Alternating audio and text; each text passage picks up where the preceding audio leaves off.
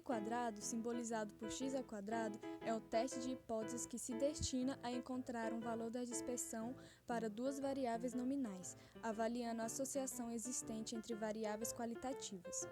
O princípio básico deste método é comparar proporções, isto é, as possíveis divergências entre as frequências observadas e esperadas para um certo evento.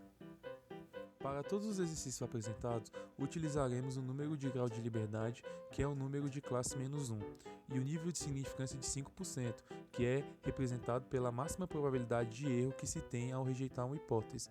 Então, para a hipótese não ser rejeitada, o resultado do teste do Qi² terá que ser menor que 3,84.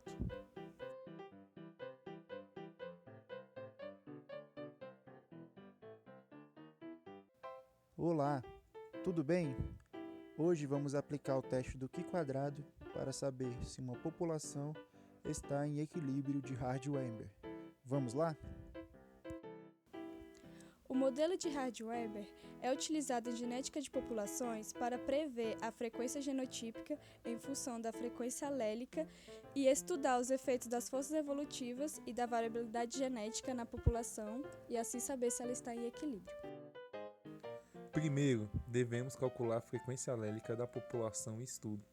Para isso, pegamos o número de indivíduos homozigotos mais a metade dos indivíduos heterozigotos e dividimos pelo total da população.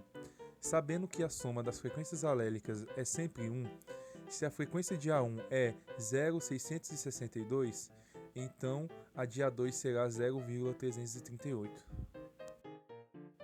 Calculamos as frequências alélicas das populações estudadas e depois preenchemos a tabela.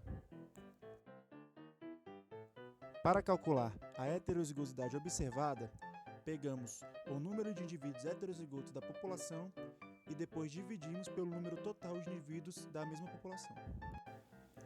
Para estimar o valor do Qi², precisamos do número de indivíduos observados na população amostrada e o número de indivíduos esperados. Para isso, vamos utilizar as frequências alélicas já calculadas. Então, para saber o número de indivíduos esperados do genótipo A2A2, usamos a fórmula Q² vezes o total de indivíduos. Dos heterozigotos, 2pq vezes o total. E de A1A1, p² vezes o total. Como exemplo, agora vamos calcular o número de indivíduos esperados de A1A1.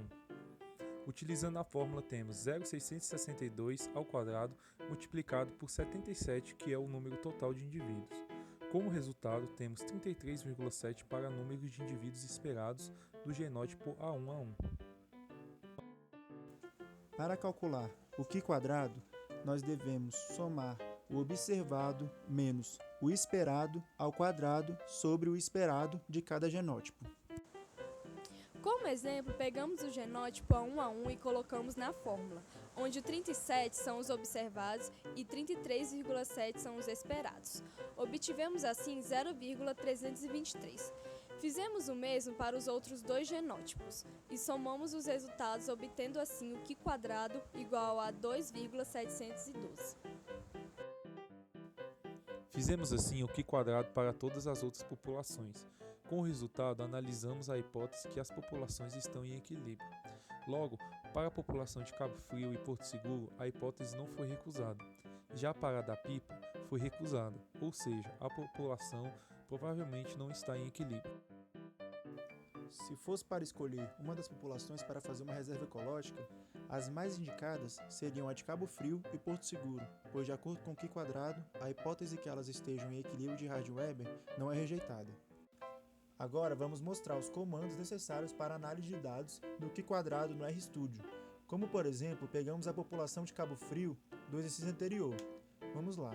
Primeiro temos que colocar os observados, que são 37, 28 e 12, que respectivamente são azão-azão, azão-azinho e azinho-azinho, e a frequência dos esperados. Lembrando que no exercício anterior usamos a quantidade de indivíduos, porém no R precisamos usar as frequências. Após isso, utilizamos o comando xq.test para dar o resultado. Observamos que o resultado é 2,723, um pouco diferente do exercício anterior. Isso se dá por arredondamentos de valores e ajustes estatísticos do R.